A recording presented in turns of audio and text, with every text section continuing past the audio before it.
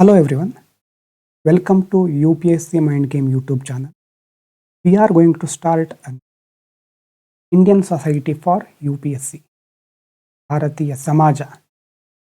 ಈ ಒಂದು ವಿಷಯದ ಕುರಿತಾಗಿ ನಾವು ಹೊಸ ಸೀರೀಸನ್ನು ಪ್ರಾರಂಭಿಸ್ತಾ ಇದ್ದೇವೆ. ತುಂಬ ವಿಷಯಗಳನ್ನು, ಬಹಳ ಇಂಟ್ರೆಸ್ಟಿಂಗ್ ಆದ ವಿಷಯಗಳನ್ನು ನಾವಿಲ್ಲಿ ಕಲಿತಾ ಇದ್ದೇವೆ. ಇದನ್ನು ತಿಳ್ಕೊಳ್ಳಿಕ್ಕೆ ನಿಮಗೇನೇನು ಅವಶ್ಯಕತೆ ಇರುತ್ತೆ ಮತ್ತು ಈ ಕೋರ್ಸ್ ಹೇಗಿರುತ್ತೆ ಅನ್ನೋದ್ರ ಬಗ್ಗೆ ಒಂದು ಸಣ್ಣ ಪರಿಚಯ ಇದು. First, what is this course about?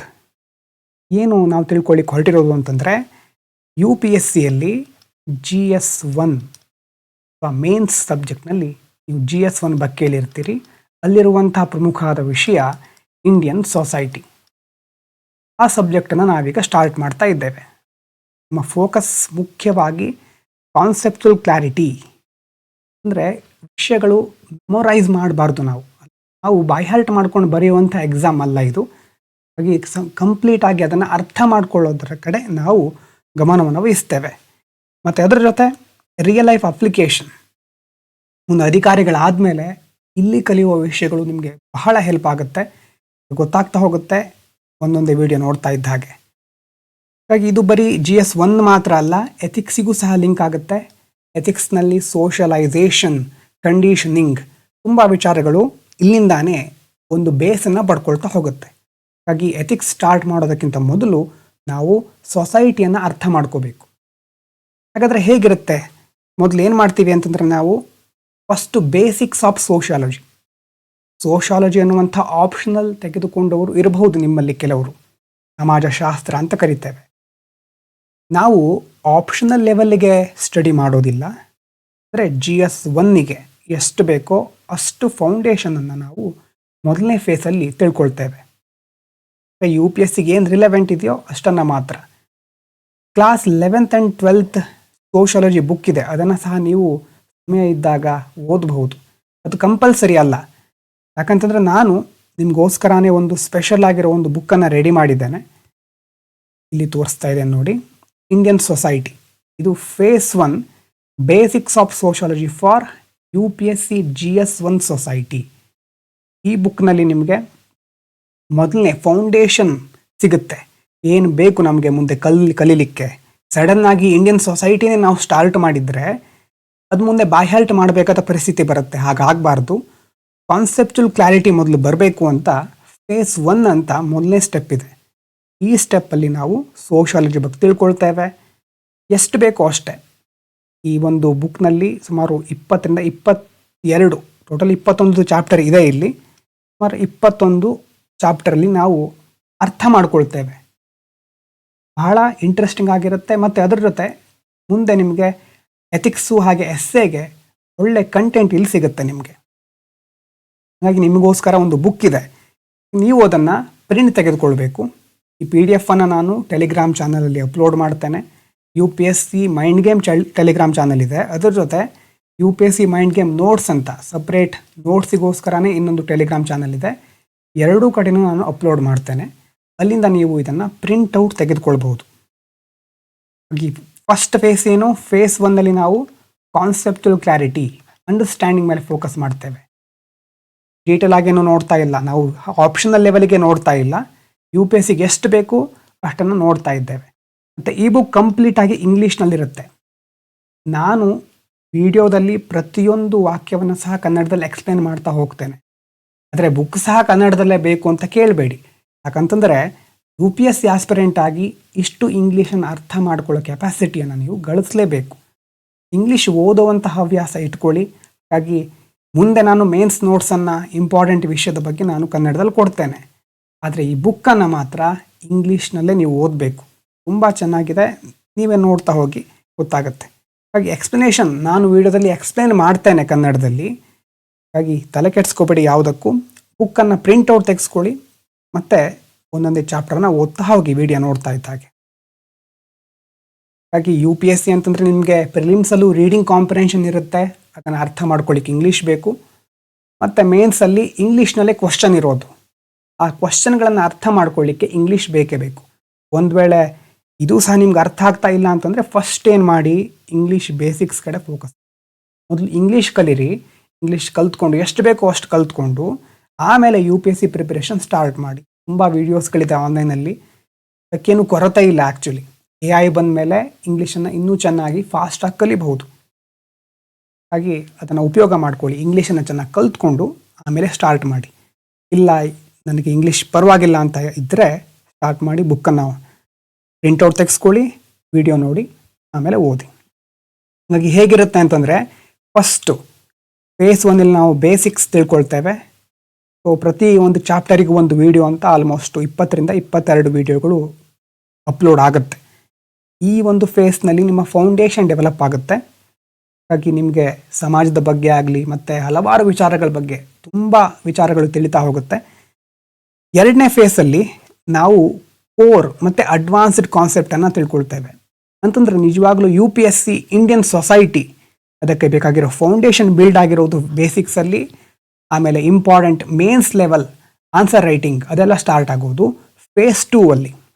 ಅದಕ್ಕೆ ಸಪ್ರೇಟ್ ಬುಕ್ ಪ್ರಿಪೇರ್ ಮಾಡ್ತಾ ಇದ್ದೇನೆ, ಅದನ್ನು ಸಹ ಪ್ರೊವೈಡ್ ಮಾಡ್ತೇನೆ. ಮೊದಲು ಈ ಫೇಸ್ 1 ನಾವು ಕಂಪ್ಲೀಟ್ ಮಾಡ್ಕೊಳ್ಳೋಣ. ಅದಾದ ನಂತರ 2ನೇ ಬುಕ್ ಅದನ್ನು ಸಹ ರಿಲೀಸ್ ಮಾಡ್ತೇನೆ. ಹಾಗಾಗಿ ಅದನ್ನು ಆಮೇಲೆ ಡಿಸ್ಕಸ್ ಮಾಡ್ತೇನೆ. ಫೇಸ್ 1 ಮುಗಿದ ಮೇಲೆ ಅದನ್ನು ಸ್ಟಾರ್ಟ್ ಮಾಡ್ತೇವೆ. ಮತ್ತು ಹೇಗಿರುತ್ತೆ, ವಿಡಿಯೋ ಅಪ್ಲೋಡ್ ಆಗುತ್ತೆ, ಲೈವ್ ಕ್ಲಾಸ್ ಇರೋದಿಲ್ಲ. ಯಾಕಂತಂದರೆ ನಾನಿರುವ ಹಳ್ಳಿಯಲ್ಲಿ ಇಂಟರ್ನೆಟ್ ಸೌಲಭ್ಯ ಯಾವಾಗಲೂ ಇರೋದಿಲ್ಲ. ಹಾಗೆ ನಾನು ಲೈವ್ ಕ್ಲಾಸ್ ತಗೊಳ್ಳೋದಿಲ್ಲ. We will start from Friday. ಈಗ May 1 ಆವತ್ತಿಂದ ಸ್ಟಾರ್ಟ್ ಮಾಡ್ತೇವೆ. ಪ್ರತಿದಿನ ನೀವು 2ರಿಂದ 3 ವಿಡಿಯೋಗಳನ್ನು ಎಕ್ಸ್ಪೆಕ್ಟ್ ಮಾಡಬಹುದು. If there won't be any issues ಅಂತಂದರೆ, ಟೆಕ್ನಿಕಲ್ ಇಶ್ಯೂ ಇರಬಹುದು ಅಥವಾ ಬೇರೆ ಪರ್ಸ್ನಲ್ ಇಶ್ಯೂ ಇರಬಹುದು. ಅದಿಲ್ಲ ಅಂತಂದರೆ, ಖಂಡಿತವಾಗ್ಲೂ ಯಾವುದೇ ಇಶ್ಯೂ ಇಲ್ಲ ಅಂತಂದರೆ ನಾನು ಪ್ರತಿದಿನ 2ರಿಂದ 3 ವಿಡಿಯೋಗಳನ್ನಾದರೂ ಅಪ್ಲೋಡ್ ಮಾಡ್ತೇನೆ. ಸಮಯ ಸಿಕ್ಕಿದರೆ ಅಥವಾ ಹೆಚ್ಚು ಇಂಟರ್ನೆಟ್ ಸೌಲಭ್ಯ ಸಿಕ್ಕಿದರೆ ಹೆಚ್ಚಿನ ವಿಡಿಯೋಗಳನ್ನು ಸಹ ಅಪ್ಲೋಡ್ ಮಾಡಬಹುದು. ಒಂದು 2-3 ಅಥವಾ 4-5 ದಿನದಲ್ಲಿ ನಿಮಗೊಂದು ಐಡಿಯಾ ಬರುತ್ತೆ ನಿಮ್ಮ ಸ್ಕೆಡ್ಯೂಲ್ನ ಹೇಗೆ ಸೆಟ್ ಮಾಡ್ಕೊಳ್ಬೇಕು ಅಂತ. ಹಾಗಾಗಿ first few days timings may vary, ಆವಾಗ ಸ್ವಲ್ಪ ಚೇಂಜ್ ಆಗಬಹುದು ಹೇಗೆ ಸೆಟ್ ಮಾಡ್ಕೋಬೇಕು ಅಂತ. ಆದರೆ ಒಂದು 2-3 ದಿನದಲ್ಲಿ ನಿಮಗೊಂದು ಐಡಿಯಾ ಬರುತ್ತೆ ಟೈಮಿಂಗ್ ಹೇಗೆ ಸೆಟ್ ಮಾಡ್ಕೋಬೇಕು ಅಂತ. ಮತ್ತು ಸೊಸೈಟಿನೇ ಯಾಕೆ ಸ್ಟಾರ್ಟ್ ಮಾಡ್ತಾ ಇರೋದು, ಎಕಾನಮಿ, ಪೊಲಿಟಿ, ಜಿಯೋಗ್ರಫಿ ಅದೆಲ್ಲ ಇತ್ತಲ್ವಾ ಅಂತ ನೀವು ಕೇಳಬಹುದು. ಹೌದು, ಅದನ್ನೆಲ್ಲ ನಾವು ಮುಂದೆ ನೋಡಲಿಕ್ಕಿದ್ದೇವೆ. ಸೊಸೈಟಿ ಅಂತಂದರೆ ಸಮಾಜ ಅಲ್ವಾ, ಸಮಾಜವನ್ನು ಅರ್ಥ ಮಾಡಿಕೊಳ್ಳೇಬೇಕು. ಅಂದರೆ ಎಲ್ಲ ಮೇನ್ ಸಬ್ಜೆಕ್ಟಿಗೂ ಇಲ್ಲಿ ಬೇಸಿಕ್ ಆಗಿ ನಿಮಗೊಂದು ಫೌಂಡೇಶನ್ ಸಿಗುತ್ತೆ. ಗವರ್ನೆನ್ಸ್ ಅಂತ ಮುಂದೆ ಬಂದರೆ ಮೊದಲು ಸಮಾಜ ಅರ್ಥ ಆಗಿರಬೇಕು. ಸೊಸೈಟಿ ಅರ್ಥ ಆದರೆ ಅದನ್ನು ಆಳ್ವಿಕೆ, ಅದರ ಆಡಳಿತ ಸುಲಭ ಆಗುತ್ತೆ. ಸೊ ರಿಯಲ್ ಪ್ರಾಬ್ಲಮ್ಸ್ಗಳೇನೇನು, ಮತ್ತು ಆನ್ಸರ್ ರೈಟಿಂಗಲ್ಲಿ ಈ ವಿಷಯ ನೀವು ಚೆನ್ನಾಗಿ ಹೋಲ್ಟ್ ಇಟ್ಕೊಂಡ್ರೆ ಎಲ್ಲ GSನಲ್ಲೂ ಇದರ ಒಂದು ಪಾಯಿಂಟನ್ನು ಸೇರಿಸಬಹುದು. ಎಥಿಕ್ಸ್ ಪೇಪರಲ್ಲಿ ನಿಮ್ಮ ಒಂದು ಆನ್ಸರ್ ರೈಟಿಂಗ್ ಸ್ಕಿಲ್ ಇಂಪ್ರೂವ್ ಆಗುತ್ತೆ. ಮತ್ತು ಸಾಮಾನ್ಯವಾಗಿ ಒಬ್ಬ ಸಿವಿಲ್ ಸರ್ವೆಂಟ್ ಆಗಲಿಕ್ಕೆ ಹೊರಟಿರೋರು ಮೊದಲು ಅರ್ಥ ಮಾಡ್ಕೋಬೇಕಾಗಿರೋದು ಸಮಾಜನೇ ಅಲ್ವಾ. ಸಮಾಜದಲ್ಲಿ ಒಳ್ಳೆ ಕೆಲಸ ಮಾಡಲಿಕ್ಕೆ ಅಂತ ಹೊರಟಿರ್ತೀರಿ, ಸಮಾಜವನ್ನು ಮೊದಲು ಅರ್ಥ ಮಾಡ್ಕೊಳ್ಳಿ. ಹಾಗಾದರೆ ಆನ್ಸರ್ ರೈಟಿಂಗ್ ಯಾವಾಗ ಸ್ಟಾರ್ಟ್ ಆಗುತ್ತೆ ಅಂತ ಪ್ರಶ್ನೆ ಬರ್ಬೋದು. ಫಸ್ಟ್ ಫೌಂಡೇಶನ್ ಮುಗಿಯುತ್ತೆ. ಫೌಂಡೇಶನ್ ಮುಗಿದು ಕೋರ್ ಮತ್ತು ಅಡ್ವಾನ್ಸ್ ಟಾಪಿಕ್ ಸ್ಟಾರ್ಟ್ ಆದಮೇಲೆ ನಾವು ಆವಾಗ PYQ ನೋಡ್ತೇವೆ ಮತ್ತು ಆನ್ಸರ್ ರೈಟಿಂಗ್ ಪ್ರಾಕ್ಟೀಸ್ ನಡೀತಾ ಇರುತ್ತೆ. ಆಮೇಲಿನ ವಿಷಯ ಫೌಂಡೇಶನ್ ಬೇಸಿಕ್ ಸ್ಟ್ರಾಂಗ್ ಆಗದೆ ಡೈರೆಕ್ಟಾಗಿ ಅಲ್ಲಿ ಹೋದರೆ ಏನಾಗುತ್ತೆ ಹೇಳಿ, ಈಗಾಗಲೇ ಕೆಲವರಿಗೆ ಅನುಭವ ಆಗಿರುತ್ತೆ. ಆನ್ಸರ್ ಕ್ವಶನ್ ಅರ್ಥ ಆಗಿರುತ್ತೆ, ಹೇಗೆ ಸ್ಟಾರ್ಟ್ ಮಾಡೋದು, ಯಾವ ಪಾಯಿಂಟ್ಸ್ ಬರೆಯೋದು ಅಂತ ಆವಾಗ ಕನ್ಫ್ಯೂಷನ್ ಸ್ಟಾರ್ಟ್ ಆಗುತ್ತೆ. ಯಾಕೆ ಕನ್ಫ್ಯೂಷನ್ ಹೇಳಿ, ಯಾಕಂತಂದರೆ ನಿಮಗೆ ಬೇಸಿಕ್ಕು ಫೌಂಡೇಶನ್ ಸ್ಟ್ರಾಂಗ್ ಆಗಿರೋದಿಲ್ಲ. ಕ್ವಶನ್ ಅರ್ಥ ಮಾಡಿಕೊಂಡ್ರೆ ಆನ್ಸರ್ ರೈಟಿಂಗ್ ಆಗೋದಿಲ್ಲ. ಅದಕ್ಕೆ ಸಂಬಂಧಪಟ್ಟ ವಿಷಯಗಳನ್ನ ತಿಳ್ಕೊಂಡಿರಬೇಕು. ಹಾಗೆ ಏನು ಮಾಡೋದು ಮುಂದೆ ಅಂತ ನೀವು ಕೇಳಿದರೆ, ಫಸ್ಟು ಈ ಕೊಟ್ಟಿರೋ PDF ಪ್ರಿಂಟೌಟ್ ತೆಕ್ಕೊಳ್ಳಿ. ಟೆಲಿಗ್ರಾಮ್ನಲ್ಲಿ ಅಪ್ಲೋಡ್ ಮಾಡಿರ್ತಾನೆ ಈ ವಿಡಿಯೋ ಮುಗಿಸ್ಕೊಂಡು. ಮತ್ತು ಈಗ ನೆಕ್ಸ್ಟು May 1ರಿಂದ ವಿಡಿಯೋ ಅಪ್ಲೋಡ್ ಆಗುತ್ತೆ. ಮುಂದೆ ಯೂಟ್ಯೂಬ್ ನೀವು ನೋಡ್ತಾ ಇರ್ಬೋದು ಮೊಬೈಲಲ್ಲಿ ಅಥವಾ ಲ್ಯಾಪ್ಟಾಪಲ್ಲಿ. ನೋಡ್ತಾ PDF ಪ್ರಿಂಟೌಟನ್ನು ಮುಂದ್ಗಡೆ ಇಟ್ಕೊಳ್ಳಿ. ಅಷ್ಟು ಬೇಗ ಪ್ರಿಂಟೌಟ್ ತೆಗೆದುಕೊಳ್ಳಿಕ್ಕೆ ಆಗೋದಿಲ್ಲ, ಡಿಲೇ ಆಗಬಹುದು. ಇದ್ದರೂ ಸಹ May 1ರಿಂದ ಸ್ಟಾರ್ಟ್ ಮಾಡಿ ಆದಷ್ಟು ವಿಡಿಯೋ ನೋಡಲಿಕ್ಕೆ. ಆಮೇಲೆ ಬೇಕಿದ್ದರೂ ಪ್ರಿಂಟೌಟನ್ನು ಒಂದು 2 ದಿನದಲ್ಲಿ ತೆಕ್ಕೊಂಡು ಓದ್ಕೊಳ್ಳಿ. ಮತ್ತು ಒಂದು ರಫ್ ನೋಟ್ ಬುಕ್ ಇಟ್ಕೊಳ್ಳೋದು ಒಳ್ಳೆಯದು. ಯಾವಾಗಲೂ ಯಾರು ಯಾವುದಾದ್ರೂ ವಿಷಯವನ್ನು ಕೇಳ್ತಾ ಅಥವಾ ಬೇರೆಯವರಿಂದ ನೋಡ್ತಾ ಕಲಿತಾ ಇರಬೇಕಾದ್ರೆ ಶಾರ್ಟಾಗಿ ರಫ್ ಆಗಿ, ಎಲ್ಲ ಡೀಟೇಲ್ ಆಗಲ್ಲ, ಸ್ವಲ್ಪ ರಫ್ ಆಗಿ ಏನಾದರೂ ಬರ್ಕೊಳ್ತಾರೋ, ಸ್ಕ್ರೈಬಿಂಗ್ ಅಂತ ಕರಿತೇವೆ, ಆ ಥರ ಬರ್ಕೊಳ್ತಾ ಇರ್ತಾರೋ ಅವರಿಗೆ ಜಾಸ್ತಿ ನೆನಪಿನಲ್ಲಿ ಇರುತ್ತಂತೆ. ಅದು ಸೈನ್ಸ್ ಹೇಳೋದು. ಬರ್ಕೊಳ್ತಿರೋ ಬಿಡ್ತಿರೋ ನಿಮಗೆ ಬಿಟ್ಟಿದ್ದು. ಒಂದು ರಫ್ ನೋಟ್ಬುಕ್ಕಲ್ಲಿ ಏನೋ ನಾ ಇಲ್ಲಿ ಹೇಳ್ತಾ ಇದ್ದೆ ಸೋಷಿಯಲೈಸೇಷನ್ ಅಂತ, ಅದರ ಎಕ್ಸ್ಪ್ಲನೇಷನೆಲ್ಲ ನಾನು ಹೇಳ್ತಾ ಇರಬೇಕಾದ್ರೆ ಎಲ್ಲ ಬರ್ಕೊಳ್ತಾ ಇರೋ ಬದಲು ನೀವೇನೋ ಶಾರ್ಟಾಗಿ ನಿಮ್ಮದೇ ಒಂದು ರಫ್ ಆಗಿ ಬರ್ಕೋತೀರಿ. ಅಲ್ಲಿ ಹ್ಯಾಂಡ್ ರೈಟಿಂಗ್ ಚೆನ್ನಾಗಿರಬೇಕು ಅಥವಾ ನಿಮ್ಗೆ ಆಮೇಲೆ ಅರ್ಥ ಆಗಬೇಕು ಅಂತನೋ ಅಲ್ಲ.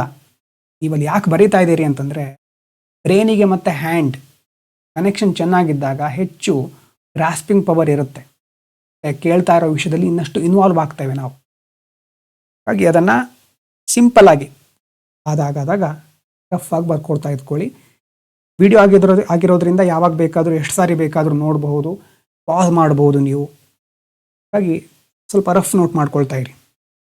ಅಷ್ಟೇನು ಮಾಡ್ತೀರಿ, ವಿಡಿಯೋ ನೋಡ್ತೀರಿ, PDF ಇರುತ್ತೆ ಅಥವಾ ಪ್ರಿಂಟ್ಔಟ್ ಇರುತ್ತೆ. ವಿಡಿಯೋ ನೋಡಿ ಮುಗಿದ ಮೇಲೆ ಆ ಚಾಪ್ಟರನ್ನು ಒಂದು ಸಾರಿ ಓದಬೇಕು. ಮತ್ತು ಈ ರಫ್ ನೋಟ್ ಬಿಟ್ಟು, ಈ PDF ಬಿಟ್ಟು ನಾನು ಇನ್ನೊಂದು ನೋಟ್ಸನ್ನು ಪ್ರತಿದಿನ ಪ್ರತಿ ಚಾಪ್ಟರಿಗೆ ಸಂಬಂಧಪಟ್ಟ ಹಾಗೆ ಪ್ರೊವೈಡ್ ಮಾಡ್ತೇನೆ. ಅಲ್ಲಿ 1 ಪೇಜ್ ನೋಟ್ಸ್ ಇರುತ್ತೆ. ಪ್ರತಿ ಚಾಪ್ಟರಿಗೆ ಸಂಬಂಧಪಟ್ಟಿರೋದು 1 ಪೇಜ್ ನೋಟ್ಸ್. ಅದು ಕನ್ನಡದಲ್ಲಿ ಬೇರೆ, ಇಂಗ್ಲೀಷ್ನಲ್ಲಿ ಬೇರೆ ಇರುತ್ತೆ. ಆ 1 ಪೇಜ್ ನೋಟ್ಸನ್ನು ನಾನು PDF ಡೈಲಿ ಪ್ರೊವೈಡ್ ಮಾಡ್ತೇನೆ. ಅದನ್ನು ಮೊದಲೇ ಪ್ರಿಂಟ್ಔಟ್ ಕೊಡಿ ಅಂದರೆ ಕೊಡೋದಿಲ್ಲ ನಾನು. ಯಾಕಂತಂದರೆ ಇದನ್ನು ನೀವು ಬರ್ಕೊಳ್ಬೇಕು ಅಂತ ಹೇಳ್ತಾ ಇರೋದು. ಆ ಶಾರ್ಟ್ ನೋಟ್ಸ್ ಥರ ಇರುತ್ತೆ ಅದು. ಅದನ್ನು ನೀವು ಬರ್ಕೊಳ್ಳೇಬೇಕು. ಇಂಗ್ಲೀಷ್ ಮತ್ತು ಕನ್ನಡ ನಿಮ್ಮದು ಯಾವ ಲ್ಯಾಂಗ್ವೇಜ್ ಇದೆ ಅದರ ಆಧಾರದ ಮೇಲೆ, ಇಂಗ್ಲೀಷ್ ಆದರೆ ಇಂಗ್ಲೀಷು, ಕನ್ನಡ ಆದರೆ ಕನ್ನಡ. ಆ PDF ಪ್ರತಿ ವಿಡಿಯೋದಲ್ಲಿ ಪ್ರೊವೈಡ್ ಮಾಡಿರೋದನ್ನು ಬರ್ಕೊಳ್ಳಿ. ಗೊತ್ತಾಗ್ತಾ ಇದೆಯಾ? ಇನ್ನೊಂದು ಸಾರಿ ಹೇಳ್ತೇನೆ. ಫಸ್ಟು ವಿಡಿಯೋ ಅಪ್ಲೋಡ್ ಆದಮೇಲೆ ಒಂದು ಸಾರಿ ಚಾಪ್ಟರ್ ಓದೋದು. ಆ ಚಾಪ್ಟರ್ ಓದಾದಮೇಲೆ ಅದರ PDF ನೋಟ್ಸ್, ಶಾರ್ಟ್ ನೋಟ್ಸ್ ಕೊಟ್ಟಿರ್ತೇನೆ ಪ್ರತಿ ವಿಡಿಯೋದಲ್ಲಿ. ಶಾರ್ಟ್ ನೋಟ್ಸನ್ನು ನಿಮ್ಮ ಮೇನ್ಸ್ ನೋಟಲ್ಲಿ ಅಲ್ಲಿ ಬರೆಯೋದು. ಮೇನ್ಸ್ ನೋಟ್ಸ್ ಅಂತ ಮೊದಲೇ ಹೇಳಿದ್ದೆ ಹೇಗಿರುತ್ತೆ, ಹೇಗೆ ಮಾಡ್ಕೋಬೇಕು ಅಂತ. ಹಾಗಾಗಿ ಅಲ್ಲಿ ಸಹ ನೀವು ಅದನ್ನು ನೋಡಬಹುದು. ಆ ಥರ ಆ ಮೇನ್ಸ್ ನೋಟ್ಸಲ್ಲಿ ಬರ್ಕೊಳ್ಳಿ ಅದನ್ನು. ಮತ್ತು ಹ್ಯಾಂಡ್ ರೈಟಿಂಗ್ ನೋಟ್ಸ್, ನಿಮ್ಮದೇ ಹ್ಯಾಂಡ್ ರೈಟನ್ ನೋಟ್ಸ್ ಇರಬೇಕು, ಎಲ್ರಿಗೂ ಹೇಳ್ತಾ ಇದ್ದೇನೆ. ಮತ್ತು ಈಗಲೇ ತಕ್ಷಣ ಆನ್ಸರ್ ರೈಟಿಂಗಿಗೆ ಹೋಗೋದು ಬೇಡ. ಈಗಾಗಲೇ NCERTಯಲ್ಲಿ ನಿಮಗೆ ನಾನು ಹೇಳಿದ್ದೆ ಏನಾದರೂ ಬರೀರಿ, ಎಷ್ಟಾಗುತ್ತೋ ಅಷ್ಟು ಬರೀರಿ ಹೇಳ್ತಾ ಇದ್ದೆ. ಇಲ್ಲೂ ನೀವು ಆ ಥರ ಮಾಡಬಹುದು.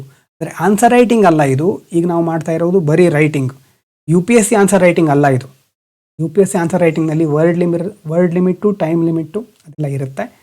ಹಾಗಾಗಿ ಈಗ ಸದ್ಯಕ್ಕೆ ಅಂಡರ್ಸ್ಟ್ಯಾಂಡಿಂಗ್ ಮತ್ತು ಕ್ಲಾರಿಟಿ ಅದರ ಮೇಲೆ ಫೋಕಸ್ ಮಾಡಬೇಕು.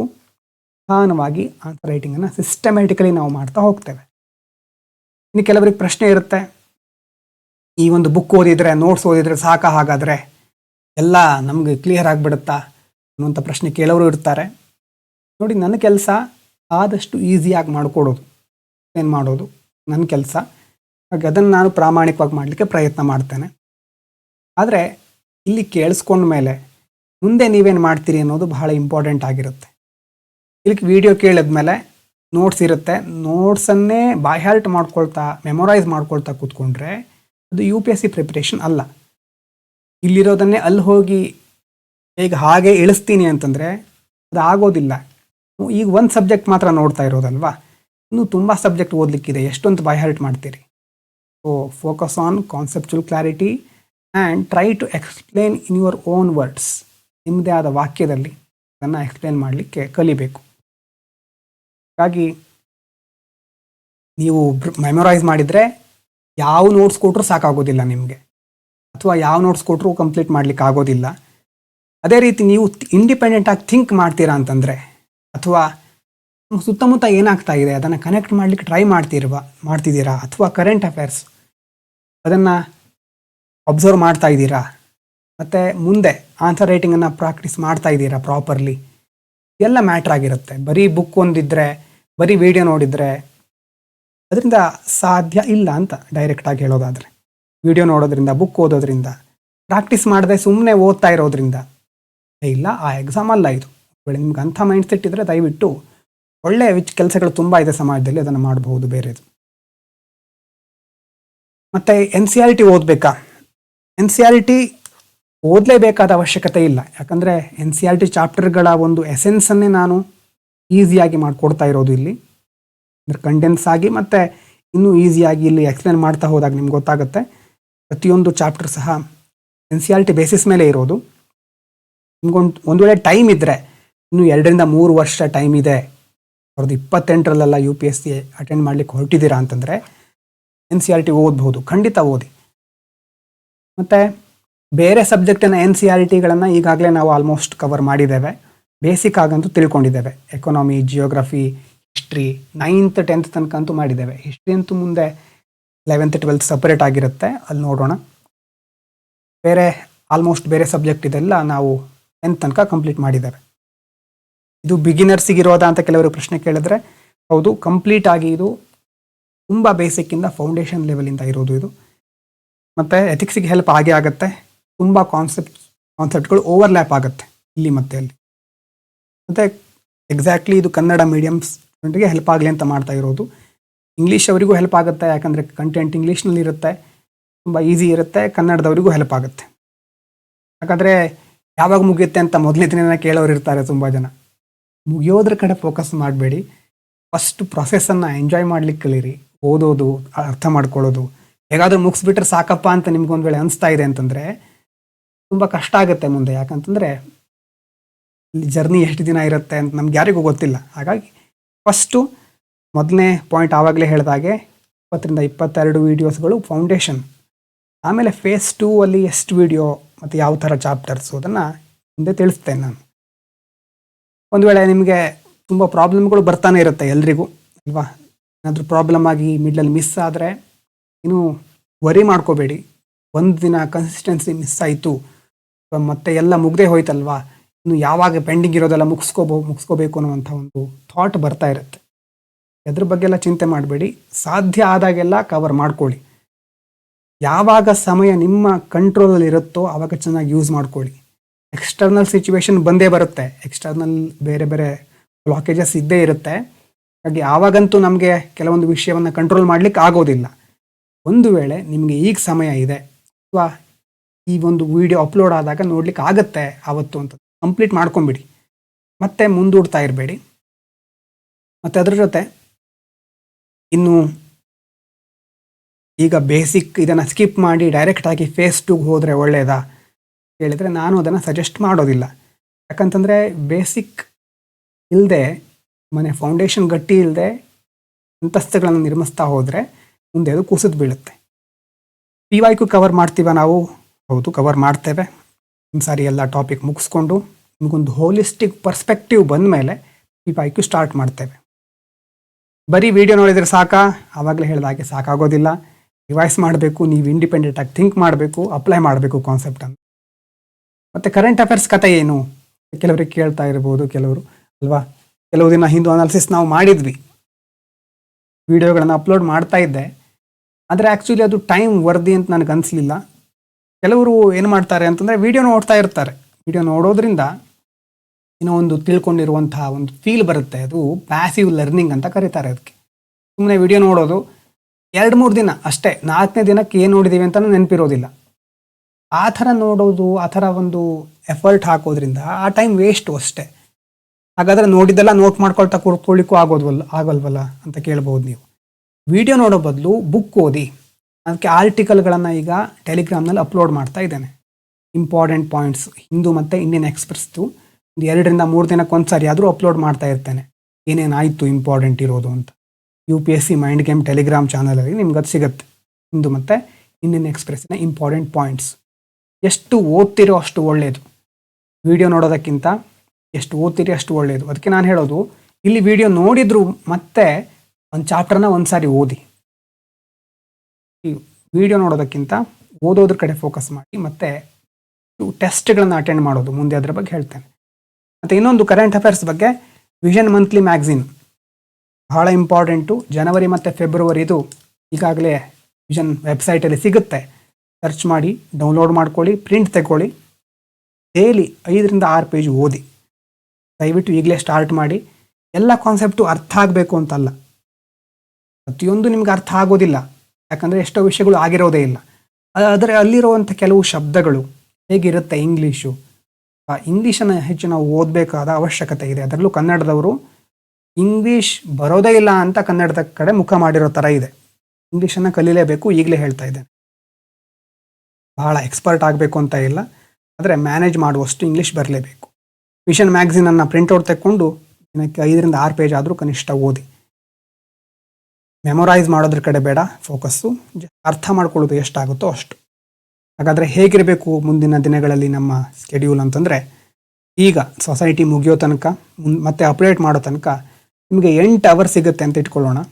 8 ಅವರ್ನಲ್ಲಿ ಮೊದಲು ಕೆಲವು ದಿನ ಏನಾಗುತ್ತೆ 3 to 5 ಅವರ್ಸ್ ಈ ವಿಡಿಯೋ ನೋಡೋದಕ್ಕೆ, ಅದಕ್ಕೆ ಇದಕ್ಕೆ ನೋಟ್ಸು ಪ್ರಿಪೇರ್ ಮಾಡ್ಕೊಳ್ಳೋದು, ಅದಕ್ಕೆ ಇದಕ್ಕೆ ಹೋಗ್ಬೋದು. ಆಮೇಲೆ ಒಂದು ವಾರದೊಳಗಡೆ ನಿಮ್ಗೆ ಗೊತ್ತಾಗುತ್ತೆ ನಿಮ್ಮ ಟೈಮ್ ಎಲ್ಲಿ ಹೆಚ್ಚು ಹೋಗ್ತಾ ಇದೆ. ಆ್ಯಕ್ಚುಲಿ ನೀವು ನಿಮ್ಮನ್ನು ಅಬ್ಸರ್ವ್ ಮಾಡಿದರೆ ನಿಮ್ಮ ಟೈಮ್ ಎಲ್ಲಿ ವೇಸ್ಟ್ ಆಗ್ತಾ ಇದೆ, ಯಾವುದಕ್ಕೆ ಹೆಚ್ಚು ಟೈಮ್ ತೊಗೊಳ್ತಾ ಇದ್ದೀರಿ, ಎಫಿಷಿಯನ್ಸಿ ಎಲ್ಲಿ ಜಾಸ್ತಿ ಮಾಡಬೇಕು ಎಲ್ಲ ನಿಮ್ಗೆ ಗೊತ್ತಾಗುತ್ತೆ. ಮೊದಲು ಒಂದು 3ರಿಂದ 5 ಗಂಟೆ ಸೊಸೈಟಿ ಪ್ರಿಪ್ರೇಷನಿಗೆ ಕೊಟ್ಟರೆ ನೋಡೋದು ಅಥವಾ ವಿಡಿಯೋ ನೋಡಿ ಆಮೇಲೆ PDF ಪ್ರಿಂಟೌಟ್ ಓದೋದು, ನೋಟ್ ಮಾಡ್ಕೊಳ್ಳೋದು, ರಿವೈಸ್ ಮಾಡ್ಕೊಳ್ಳೋದಕ್ಕೆ ಮೊದಲು ಕೆಲವು ದಿನ 3ರಿಂದ 5 ತಾಸು ಬೇಕಾಗಬಹುದು. ಆವಾಗ ಕರೆಂಟ್ ಅಫೇರ್ಸ್ಗೆ 1 ಅವರ್ ಕೊಡಿ. ಟೆಲಿಗ್ರಾಮಲ್ಲಿರೋದು ಓದಬಹುದು ಅಥವಾ ವಿಷನ್ ಮ್ಯಾಗ್ಝೀನು ಎರಡನ್ನು ಸಾಧ್ಯ ಆದಷ್ಟು 1 ಅವರ್ ಮಾಡಿ. ಮತ್ತು ಉಳಿದಿರೋ 2 to 3 ಅವರ್ಸಲ್ಲಿ ಆಪ್ಷನಲ್ ಕಡೆ ಫೋಕಸ್ ಮಾಡಿ. ಯಾರು ಆಪ್ಷನಲ್ ಚೂಸ್ ಮಾಡಿದಿರೋ ನಿಮ್ಮ ಕ್ಲಾಸ್ಗಳನ್ನು ಅಟೆಂಡ್ ಮಾಡ್ತಾ ಇರಿ, ಸಾಧ್ಯ ಆದಷ್ಟು ಅದನ್ನು ಮುಗಿಸ್ಕೊಳ್ಳಿ. ಒಂದು ವೇಳೆ ಆಪ್ಷನಲ್ಲೇ ಚೂಸ್ ಮಾಡದೇ ಇದ್ದರೆ 2027ಕ್ಕೆ ಬರೀತೀರಿ ಅಂತಂದರೆ ಆದಷ್ಟು ಬೇಗ ಆಪ್ಷನಲ್ ಚೂಸ್ ಮಾಡಿ. ಹೇಗೆ ಚೂಸ್ ಮಾಡೋದು, ಯಾವ ಆಪ್ಷನಲ್ ಒಳ್ಳೆಯದು ಅಂತೆಲ್ಲ ಕೇಳ್ತೀರಿ. ಆದರೆ ಅದಕ್ಕೆ ಎಲ್ಲರ ಹತ್ರನೂ ಒಂದೇ ಉತ್ತರ ಇರೋದಿಲ್ಲ. ನಿಮ್ಮ ಇಂಟ್ರೆಸ್ಟ್ ಯಾವ ಥರ ಇದೆ, ಮತ್ತು ಆ ಒಂದು ಸಬ್ಜೆಕ್ಟಲ್ಲಿ ಸ್ಕೋರ್ ಮಾಡ್ತಾ ಇದ್ದಾರಾ ಟಾಪರ್ಸ್ ಕನ್ಸಿಡರ್ ಮಾಡ್ತಾ ಇದ್ದಾರಾ ಅನ್ನೋದೆಲ್ಲ ಮ್ಯಾಟ್ರ್ ಆಗುತ್ತೆ. ನಿಮ್ಮ ಇಂಟ್ರೆಸ್ಟ್ ಇಲ್ಲದೆ ಯಾವುದೋ ವಿಷಯವನ್ನು ಹೇಳಿದರೆ ಜಿಯೋಗ್ರಫಿ ಅಂತ ಹೇಳ್ಬೋದು, ಅದು ನಿಮಗೆ ಇಂಟ್ರೆಸ್ಟ್ ಇರಬೇಕಲ್ವಾ. ಮತ್ತು ಕೆಲವರಿಗೆ ಸೋಷಾಲಜಿ ಅಂತ ಕೆಲವು ಕಾನ್ಸೆಪ್ಟನ್ನ ನೋಡಿ ಥಿಂಕ್ ಮಾಡಿಬಿಡ್ತೀರಿ. ಆಂಥ್ರಪಾಲಜಿ, ಸೋಷಾಲಜಿ ಮತ್ತು ಕೆಲವರದ್ದು ಸೈಕಾಲಜಿ, ಈ ಥರ ವಿಷಯಗಳು ನಾವು ಅಂದ್ಕೊಂಡು ಅಷ್ಟು ಸುಲಭದಲ್ಲಿ ಬಂದು ಬಿಡೋದಿಲ್ಲ. ಅದಕ್ಕೆ ಹೆಚ್ಚು ಟೈಮ್ ಕೊಡಬೇಕಾಗತ್ತೆ. ಹಾಗಂತ ಟಫ್ ಅಂತಲ್ಲ, ಆದರೆ ಟೈಮ್ ಜಾಸ್ತಿ ಕೊಡಬೇಕು.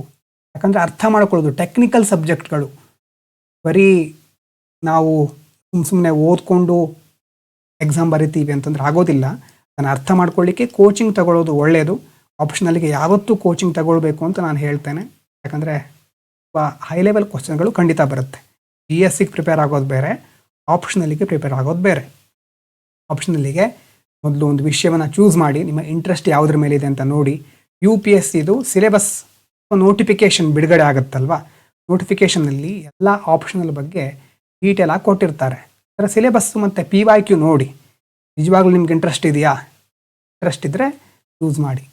UPSC ಬರಿತಿದ್ದೀರಾ ಅಂತಂದರೆ ಯಾವುದಾದ್ರೂ ಒಂದು ಆಪ್ಷನಲನ್ನು ಚೂಸ್ ಮಾಡಲೇಬೇಕು.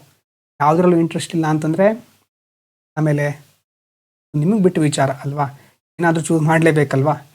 ಕನ್ನಡ ಸಾಹಿತ್ಯ ಸಹ ಚೆನ್ನಾಗಿದೆ, ಅದನ್ನು ಸಹ ಚೂಸ್ ಮಾಡಬಹುದು. ಲಿಟ್ರೇಚರ್ ಆಪ್ಷನಲ್ ಚೂಸ್ ಮಾಡಿ. ಚೂಸ್ ಆಲ್ರೆಡಿ ಮಾಡಿದರೆ ಕ್ಲಾಸಸ್ನ ಅಟೆಂಡ್ ಮಾಡಲಿಕ್ಕೆ ಸ್ಟಾರ್ಟ್ ಮಾಡಿ.